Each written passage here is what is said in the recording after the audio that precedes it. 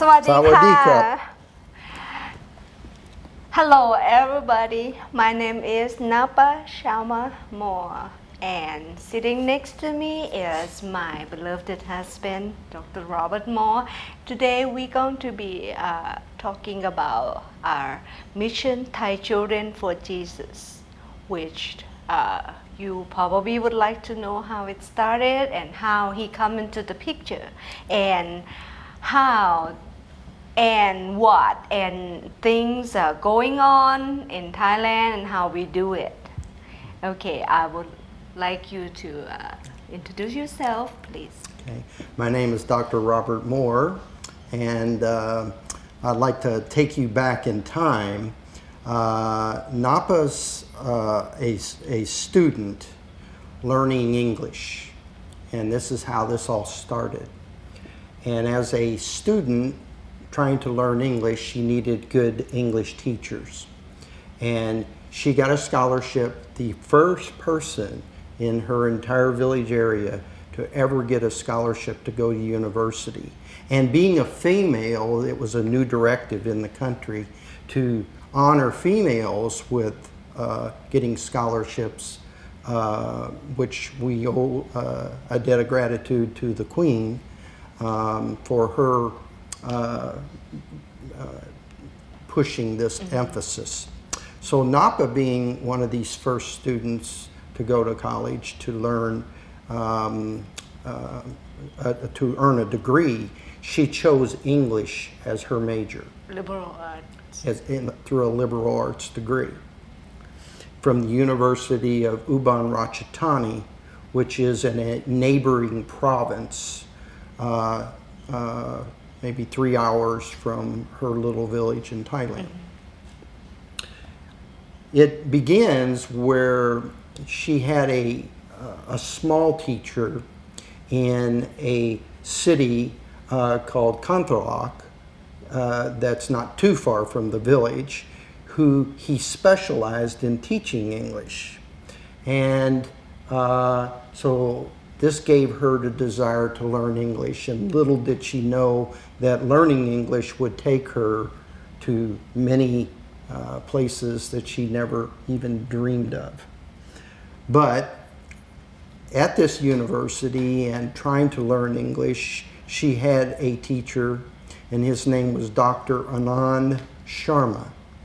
Dr. Sharma had 2 PhDs, and he spoke 9 languages fluently, and he spoke about 12 other languages good enough to get by. So he was a linguist, and he was also a pastor, and he also was an American Peace Corps volunteer.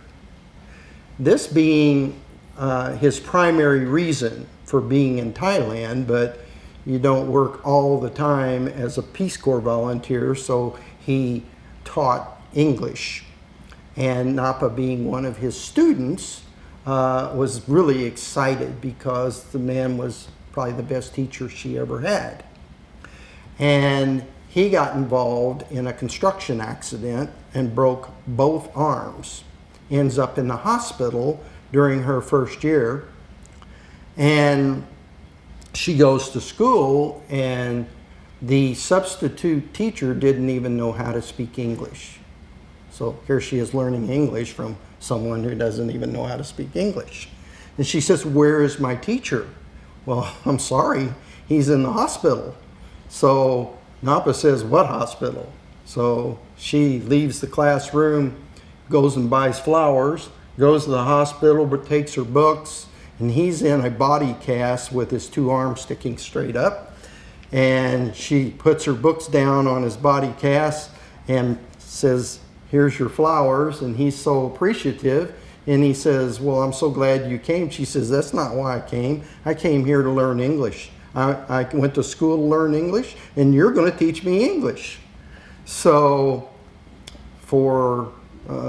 he was in the hospital for a very long time. And she went, instead of getting 2 classes a week, she now was getting 7 days a week because she was there every day. And after about a month's time, she noticed that his behavior started changing towards her. And so she says, oh my, I can't do this anymore. I can't come anymore. He says, why? Well, people are starting to talk. And in Thailand, that's not a good thing. And so she's getting ready to leave, and he's starting to be very upset. And she looks back at him and says, look, if you want to see me anymore, you're going to have to talk to my father. Well, in Thailand, that only means one thing. And he knew it, and he says, I think I need to talk to your father. So he, it was arranged, and he made a bargain for Napa's hand that involves the gifting of cows. Yes. And a little bit of money, and some other things that would help them.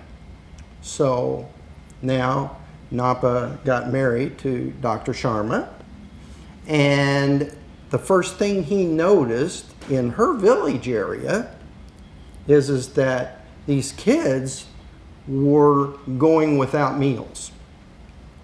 So he visits the school, and he notices that the children from her village all sat around on the floor while the kids who could afford to eat lunches were able to have lunches, but not the kids from her village because they were too poor and couldn't afford school lunches. Correct. To go to school in Thailand, it is not possible to not go to school because they'll come after you. It's the law. You must go to school. But the government only provides a building and teachers. Everything else must be bought by the students. They have to buy a uniform. You have to go to school, so you have to have a uniform. They have to buy their own books. Exactly. They have to buy their own supplies. They have to pay for their own school lunches if they're going to have them. Well, by the time they bought everything else that's required, school lunches is out of the question. Now, I personally got to witness this when I went there, that we had about half of the kids in her village area that were receiving school lunches from this Thai Children for Jesus program. And I noticed that these kids that weren't part of the program did exactly what she told me he said, which was sit on the floor and actually watched other kids eat. And I went, wow, we have a bigger job here. We need to feed them all. This is, heartbreaking.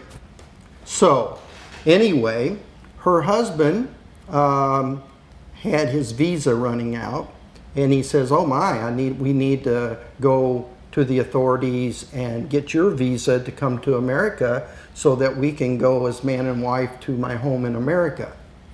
And so he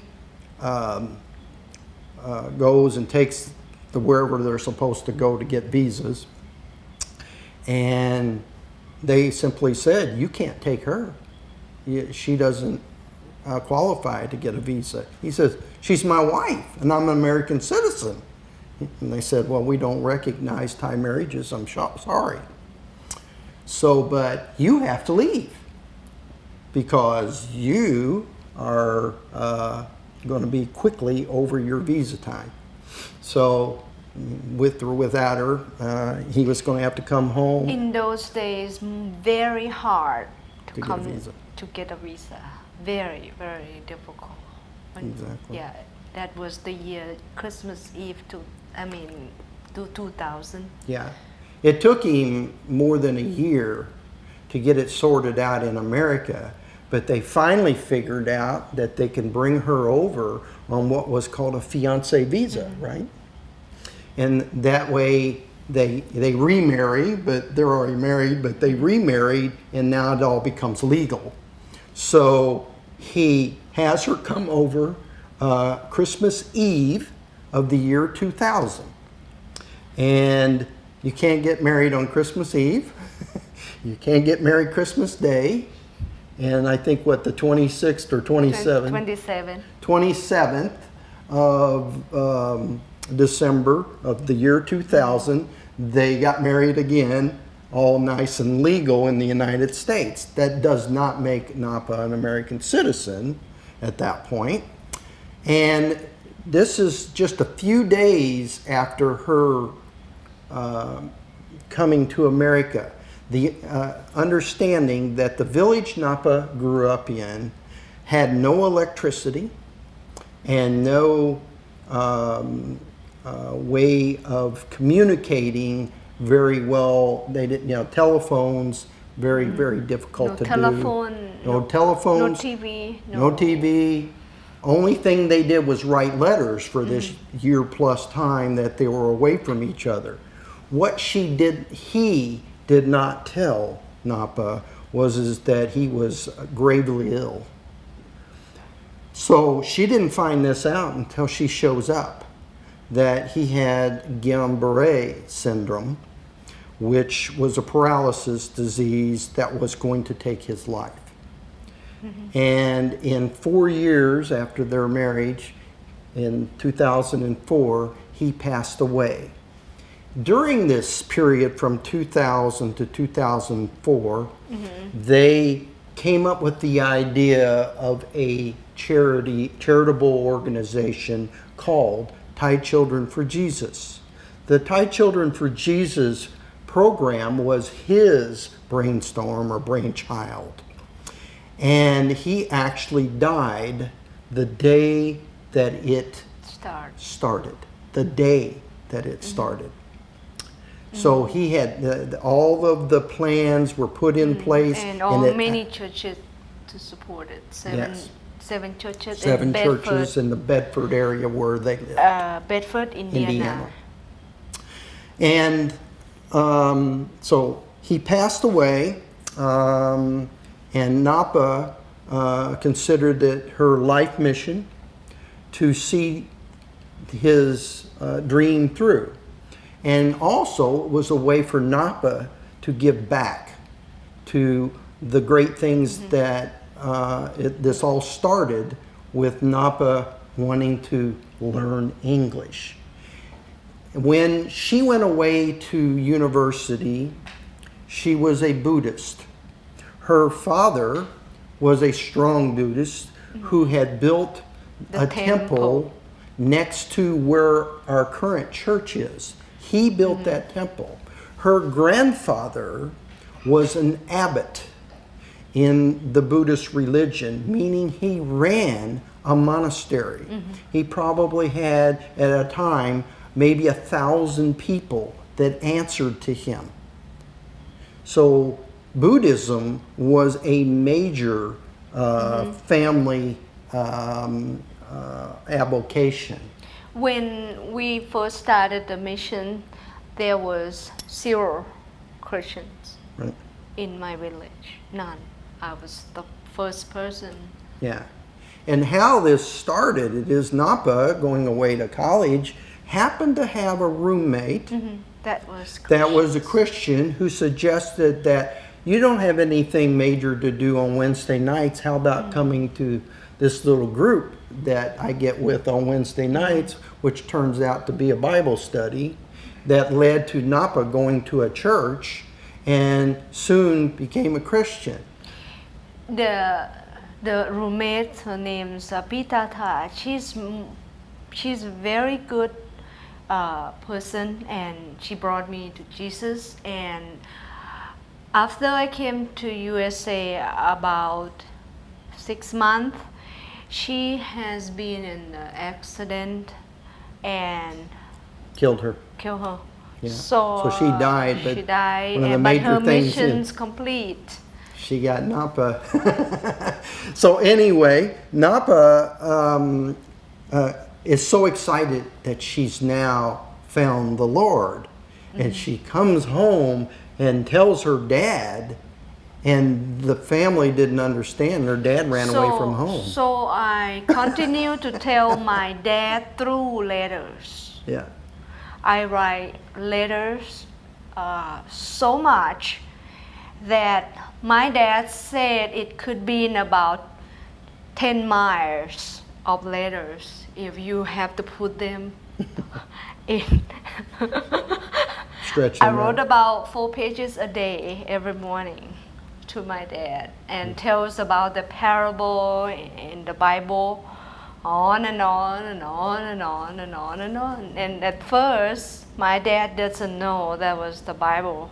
He knew about Jesus without knowing Jesus. Yeah. So, and when the mission started in the village, they did not know that it was from the Lord. They thought it was just regular missions. And it was hard. Just to feed the children. Yeah, it was hard to them to understand that why after they feed children, they also have to teach the Word of God, right at the meal, right after the meal. Every single time that we have to feed the children, how much do we start to feed per day, per month? It came up to about $1. At first, $36 would feed one child 5 meals per week for 1 year. At first. At very first. This is back in 2004 when the mission began. So if you think about that, that's pennies to us, in the fact that they couldn't even afford that. So again, in a very rural, very poor area, no running water, no electricity, no communications other than writing letters. So this is a very rural, isolated place at that time. So since the mission started, then how do you come into the picture? Okay. Now let's carry this forward. Again, Dr. Sharma had passed away, and Napa was carrying the mantle of raising money for the mission project to feed these children. And again, how it works is that the children must come to a church service in order to receive what we call a scholarship that gives them the meal at their respective school. There are 4 schools currently in the mission program. We would love other schools to be involved as we become bigger. However, they have to come to church to get this scholarship, and that's how it works. So it's the dangling of the carrot, the Word of God, to get their scholarship so they can eat a school lunch. They don't have to believe, but we haven't converted all these children, but many have decided to worship in our surroundings. So I went to talked about Thai Children for Jesus to many churches, and that's how I met you. Yeah. And so how we met was a colleague of mine suggested that we may want to go listen to this young lady talk about feeding children in Thailand at this church facility. And so we had the date, and I found out my colleague wasn't even going to go, but I went ahead and went anyway. And I went and I heard this young lady speak, and this happened to be Napa, and I was very touched because she was one of these children that was growing up doing without. When Napa was growing up, her idea of a luxury meal was eating worms and insects mixed with her rice. So Napa wasn't, too far removed from these same children she was talking about. So that impressed me and it touched my heart. So I laid back and I got my checkbook out and I wrote a check and waited for all the people to leave.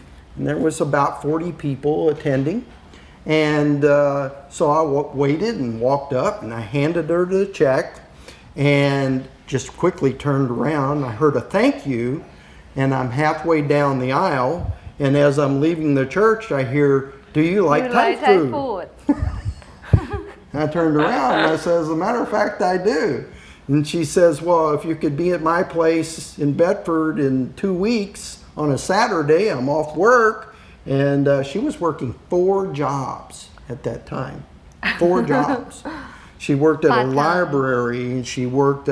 She was a supervisor over feeding elderly people in a elderly home. Older American. And also home health care. Home health care and waitressing. And also the work one at the GED. And the work one at the that's right. That was helping other non-English speaking people. That's 5 jobs. So anyway, so she was a very busy person. And I go to Ivy Tech. And she was going to school. By the way, she has earned she earned a degree in Thailand. She's earned a degree in America. So Napa is a very determined individual and is always striving to improve herself. But what impressed me about the whole thing is that she was sacrificing so much to make this mission work. And so I was going to get to hear more about this. That's why I wanted to go. Yeah, all the money that works, yeah, I'm kind of give it all. Yeah, and the one thing it remains today that was true when this was 2009 that I first heard her speak, and that remains the same today is that whatever's given to the program, 100% goes directly to the children.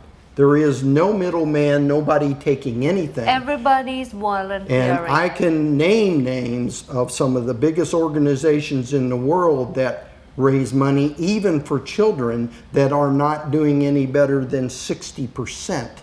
So when I heard 100%, that did impress me.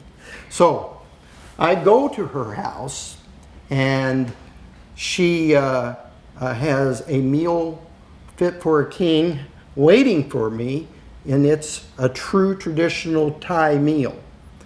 And she must have fixed everything she had in the cupboard, because the whole table was covered with food, and it smelled so good. And I sat down and I began eating, and I noticed that I had never in my life had anything remotely this hot. I put the pepper this much, half of the glasses. Anyway, make a long story short, it was so hot, I was so determined to eat it that I passed out. It was so good, right? I passed out. But it was so good. So 3 hours. Somehow or another, 3 hours. She moves me from the table to the sofa, and I wake up on the sofa, and she's standing over me, and she goes, "I thought you were going to die." And then I look up and I said, I don't think I can make that 2-hour drive back to Jeffersonville. And she said, "I already took care of that. There's your blanket, there's your pillow. I've got to get to bed. I got to go to work tomorrow. Let yourself out in the morning." And she disappeared, and I went back out. I was out 3 hours. Yeah, we both thought that was our last date because he thought I was trying to hurt him, and I thought, and he never contacted me for I was long time. And I thought she probably was very upset that something happened to me. So, but she's the one that initiated a call later just to check up on me and see how I was doing. Yeah, and then you had the, what was that? Missile. What? You had those things, and you said, "Don't come to see me, I have the missile." I don't know what you're talking about. Oh, it's okay. What's a missile? Oh, I had the, yeah. Then I Well, didn't come to see shortly you. after this, I had they were using the new live virus measles vaccine at the clinic I was working, and this little boy who was the daughter of one of the nurses that worked at the clinic comes and sits on my lap and I play with him, and I got the measles. And So which I was quarantined for over a month. right. So what was your part in the missions every time you Okay. go to see the village? So now we started dating, and I started falling in love with and Napa. start falling into And the then I mission. said, tell me more about this mission. So she tells me about the mission, and so we decided that we would, I would help her With the medical. with the when we would go to Thailand. I went to Thailand to ask her father permission for marriage, and when I went there, so of course I went to the village, and I actually got to see what Dr. Sharma saw, that the village kids were in need. And I saw how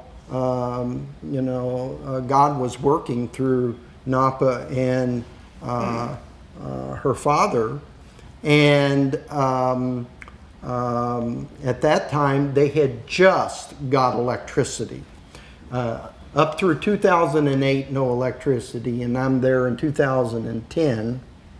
And the electricity was just brand new thing. And they didn't know exactly what to do with it. I think some of them had these miniature refrigerators, and there was maybe 2 dishes in the entire village. And people were just starting to get cell phones. So now if we go back to the village, then if we had a service, and they probably try to get everybody in the whole village to try to come to a service, then we would get maybe 30, 40, 50 people.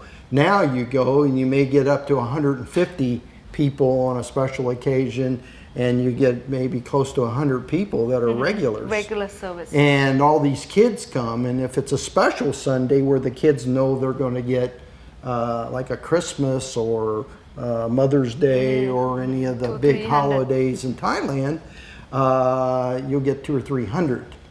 And so now Napa's father has started his own missions, in which he has started 4 other churches in surrounding villages. And we're starting to see that grow, and we're beginning to use some of the Thai Children for Jesus money to see to it that those children are getting benefit of the lunch programs. And we also, when I went there, I decided that I would just donate my time to see what medical needs may show up. And although we don't do much treating, we do a lot of recommending that they get help when you could see that it's obvious. The medical system there can be free, but you seldom get a diagnosis because they don't want to pay for medicines and so forth in their medical system. So it's important to get a diagnosis, so sometimes we'll go to the trouble to get them to diagnosis at a hospital or a clinic, and then take that diagnosis. They can take that diagnosis and either get surgeries they need, or they can be treated for anything from heart disease, diabetes, to even allergies. So anyway, a lot of what you see in this area. How many patients at a time when you actually treat? Well, I have treated as many as 90 in one day. One day. From many places. And being there in a period of about a month, I could treat 300 to 380 patients. But it's not an all day, everyday thing, and a lot of them are just first aid issues that come up. Yeah. But a lot of them are things you see on an everyday basis. They have a lot of diabetes. They have a lot of heart disease. They have a lot of, they work in the fields. And Very hard. very hot, very hard work. They're stooping all day. They got back issues, leg issues. They got arthritis. They have funguses that normally aren't curable. We use some natural products that help with some of their issues. We also get them to proper care, and I think that's the most important, where they would be ignored in their system. So that's how the missions started, and how it became famous, and how people talked about it all over the places. Yeah. And that's how we So, are here I'm to very- talk about it. Very proud to be part of it, and I find that every time we go, it's actually improved. We actually have enough infrastructure built now that the church has increased. This is the 4th time the church has increased in size. We also now have a facility that can house future missionaries, Yes. especially somebody that may want to teach English. It has air conditioning, has a shower, bathroom, and a Western style bed. It will be what? Body? Yeah, Borders? yeah. And we have plans. We bought some property, not through the missionary project, but we bought some property across the street. It's been Napa's dream. Like I said, Napa wants to give back, because she is. This has been English has led her to good things. Thailand just last year was accepted into the ASEAN organization, which is a group of, I think, 8 countries, like the EU. Actually, its economic base is greater than the EU, and Thailand's now one of them. And the business language of the world is English. Even the Chinese learn English as the biggest, as the business language of the world. So it's really important, we think, that if any of these children are going to move on from being rice workers, rice field workers for their entire lives, that they learn English. So we would love to teach English, and that property will someday hopefully house a school. And that's her future dream. So that's kind of how it began and what its status is today. And we are hoping that this is going to maybe inspire other people to help us. Thank you very much, and please keep us in play.